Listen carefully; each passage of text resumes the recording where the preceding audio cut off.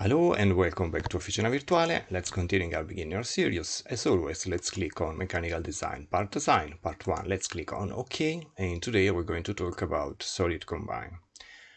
To use this command, we need a different sketch. So let's sketch our first element. For example, we can select an hexagon.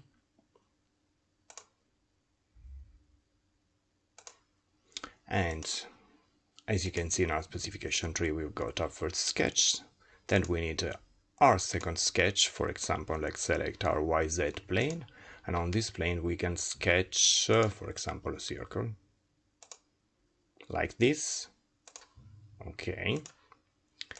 Now, let's click on Solid Combine. We need to select our first sketch, this, our second sketch, this, and let's click on Preview. And this is what we got. So we've got our first sketch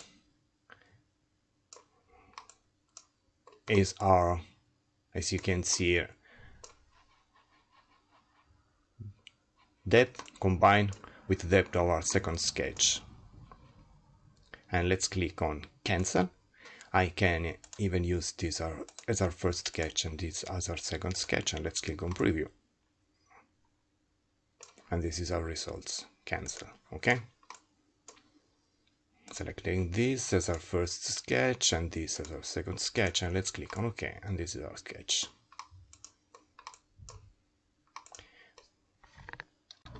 I'll do that one more time. Let's select our YX plane, and for example, let's sketch this elongated hole here, like this. Okay. Exit workbench. We can sketch our second element, and we need to select the different plane. For example, we can select the ZX plane, and let's sketch something on this plane. For example, we can sketch our second elongated hole. And now, let's click on Solid Combine, let's click our first sketch, our second sketch, and let's click on OK, and this is what we got, okay? So we double click on our Combine 2, we can edit our Combine. As you can see here, we've got our different option.